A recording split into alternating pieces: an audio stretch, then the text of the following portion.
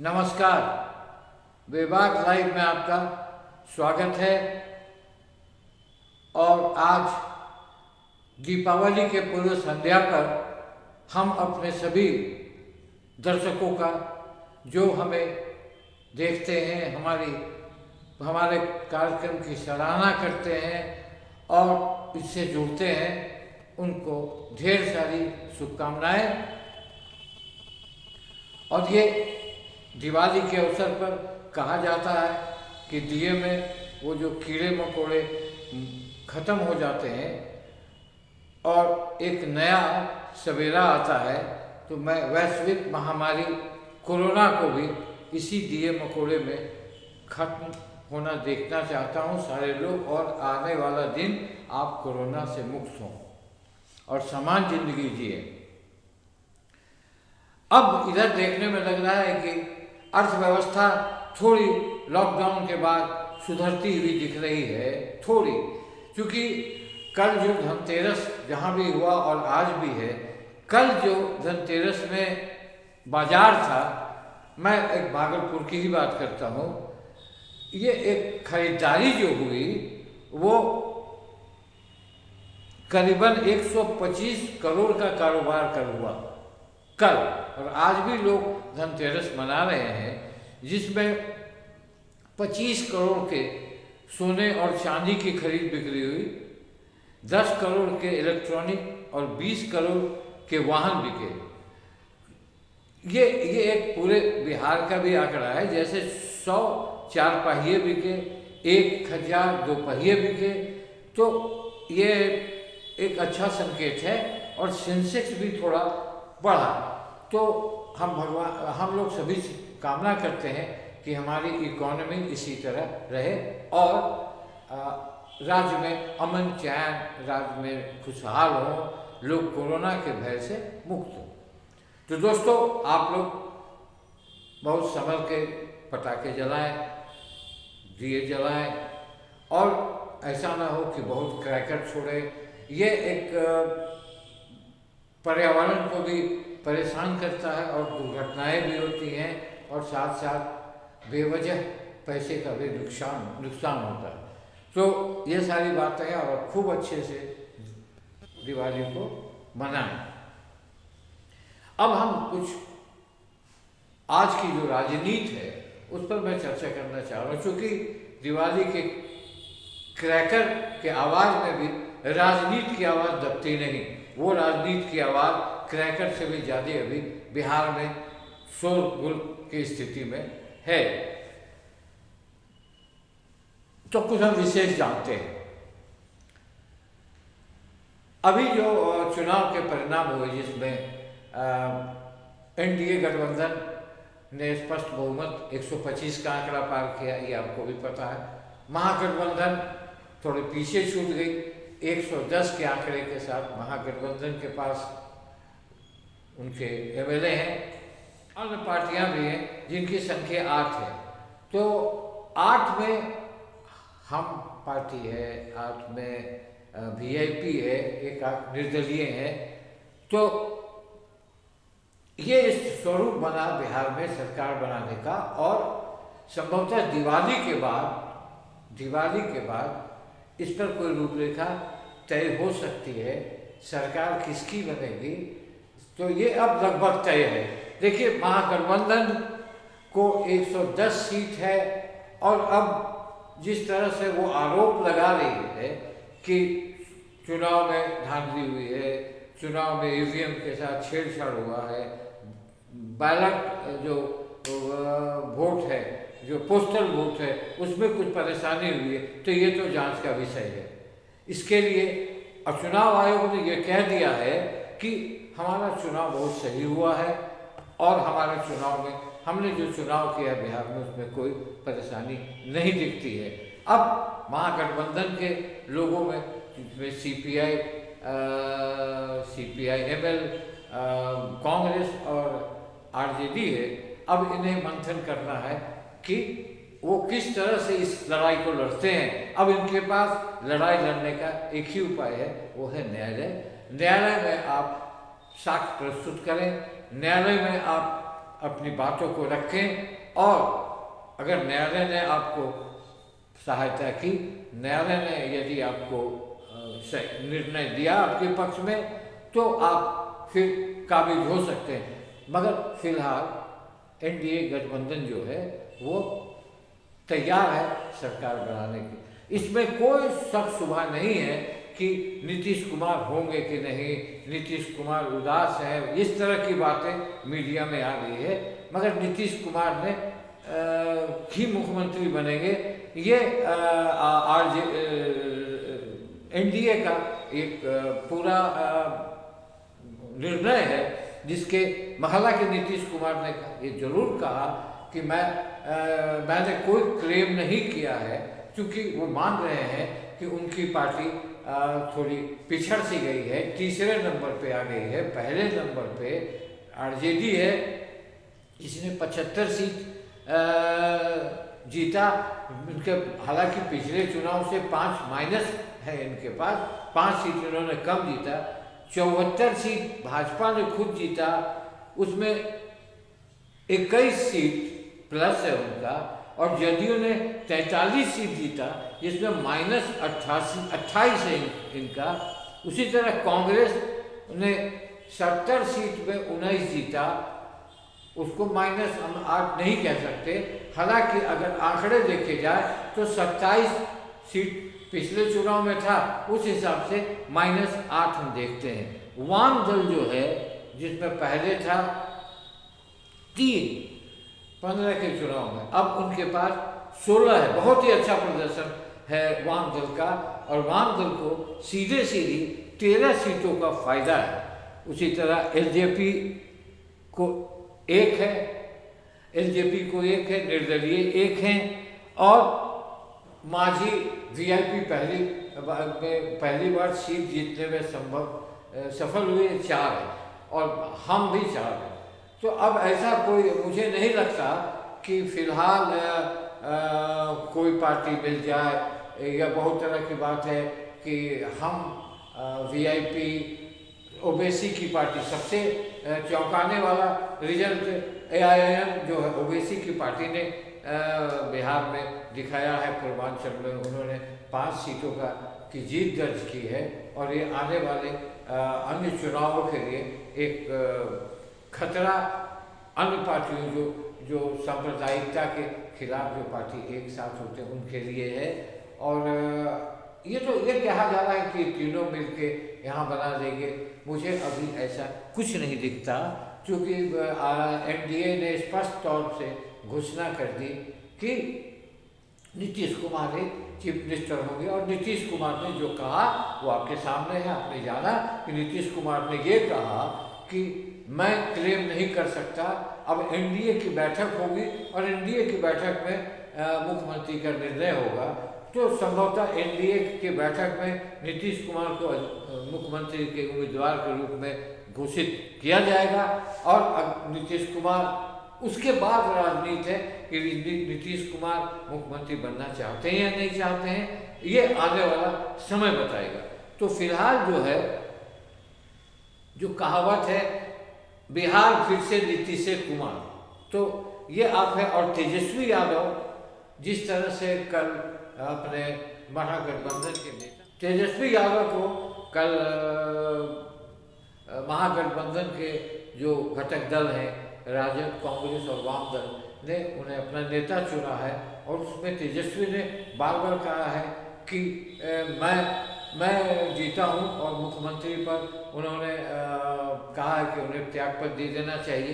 तो इस तरह की बातें हुई हैं। हो सकता है कि वो कुछ दिमाग लगा रहे हो सरकार बनाने की, जो फिलहाल मुझे दिखता नहीं।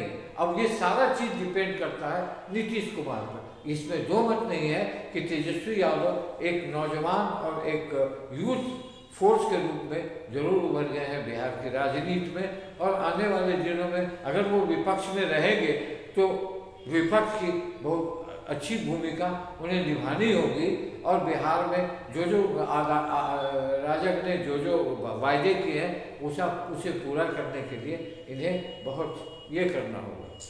मगर अब ये समझिए, तेजस्वी यादव जब क्यों चूक हुई आपके ये में?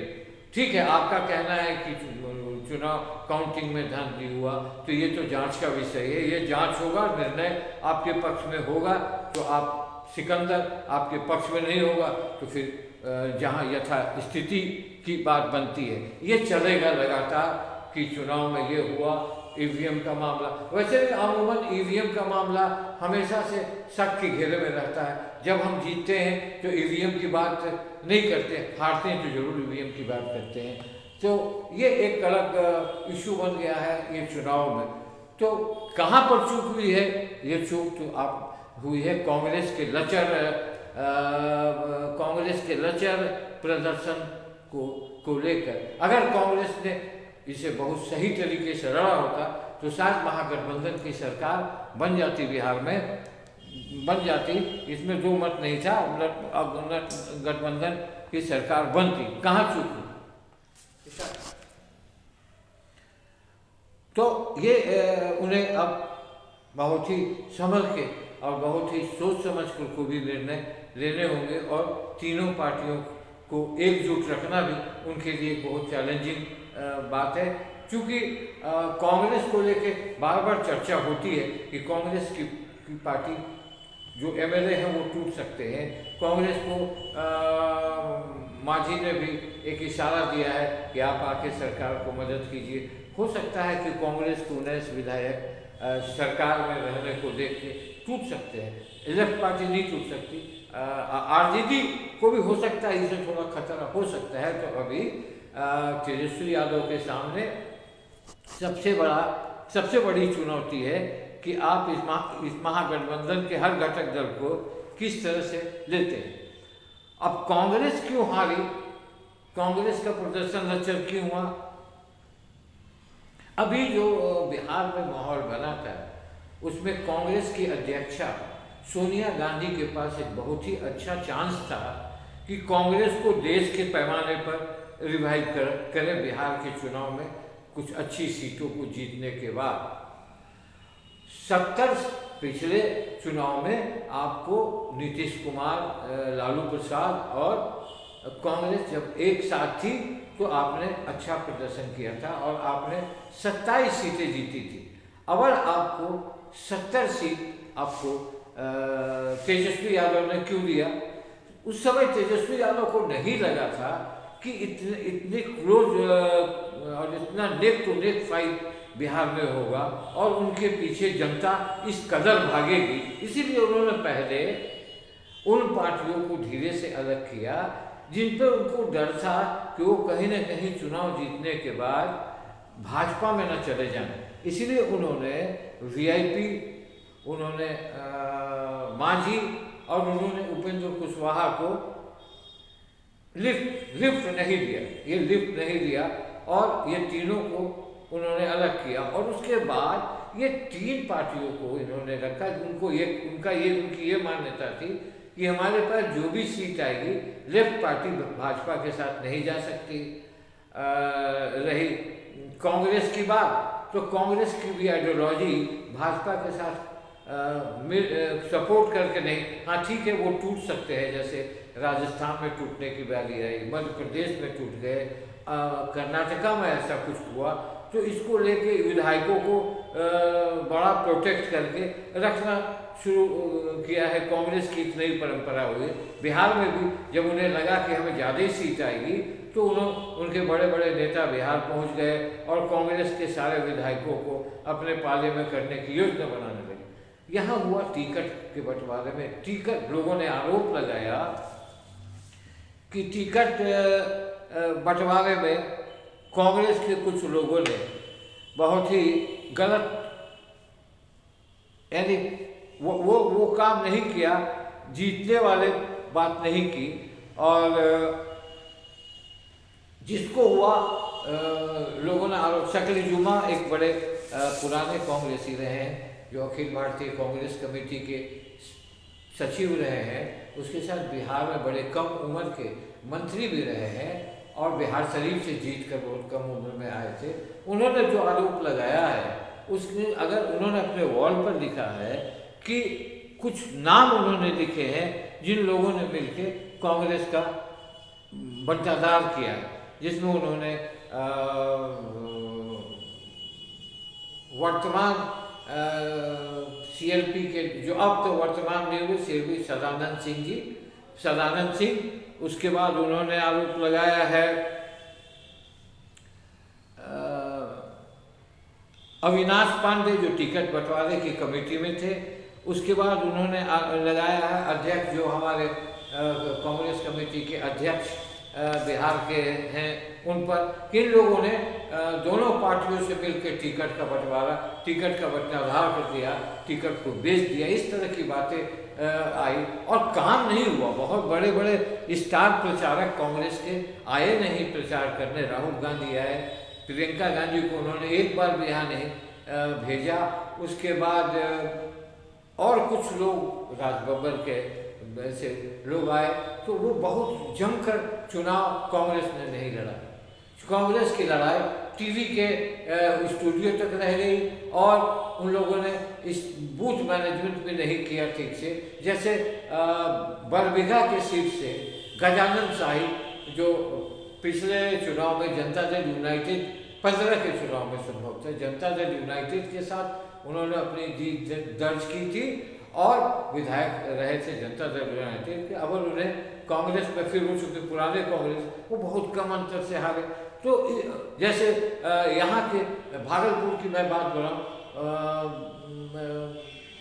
प्रवीण सिंह कुशवाहा जो बड़े पुराने कांग्रेसी यहाँ के थे, उनको टिकट देके पटना सिटी से, वो भी नंद किशोर यादव जो वहाँ के स्टारवर्ड है और पथ निर्माण मंत्री रहे और तो 3 बार वहाँ से चुनाव जीते, उनके खिलाफ लड़ा दिए। तो और वो हार गए, हालांकि उन्होंने बीच में अच्छा फाइट दिया था मगर वो हार गए। तो इस तरह से कांग्रेस ने अपना जो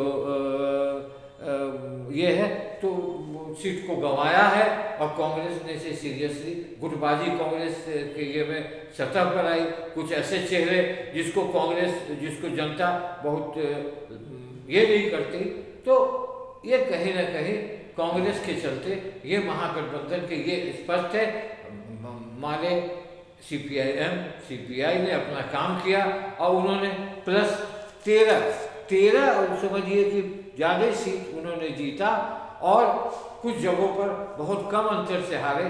ठीक है, ये लोग कह रहे हैं कि थोड़ी बात कुछ धांधली हुई है, मगर हम ये कैसे कह सकते हैं कि धांधली हुई जब तक इसका कोई प्रमाण नहीं हमारे पास आता और जब तक हम न्यायालय से जीतते नहीं, जब तक चुनाव आयोग इसे गलत नहीं ठहराता, तब तक तो 125 का आंकड़ा सही लगता है, वो सही है।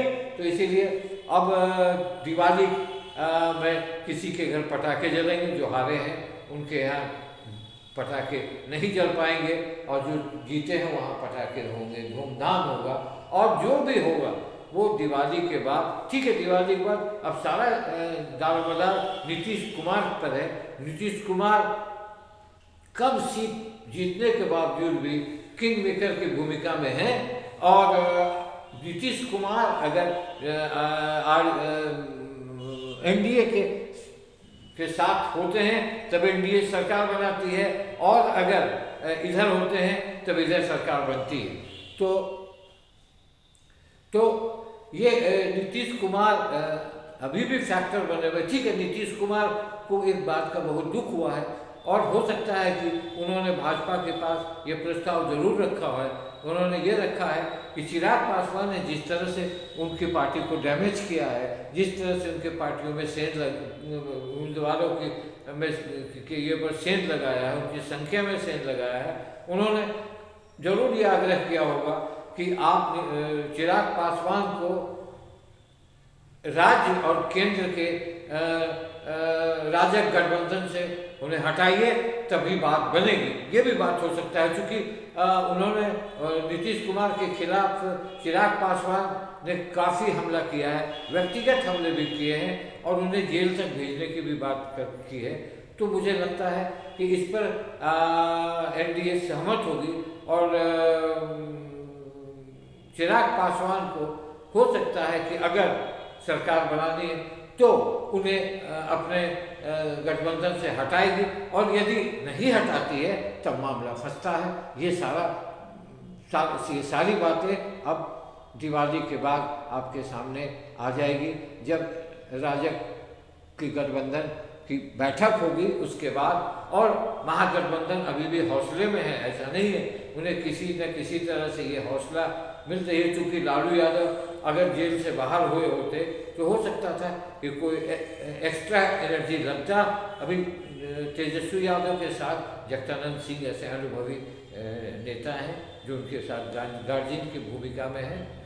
तो अब आगे दिवाली के बाद हम लोग मिलेंगे तो फिर देखेंगे कि दिवाली के बाद किसकी सरकार राज्य में बनती है, या कौन सा पॉलिटिकल अनरेस्ट या पॉलिटिकल ये राज्य में उथल पुथल की स्थिति होती है, ये आने वाला समय बताएगा।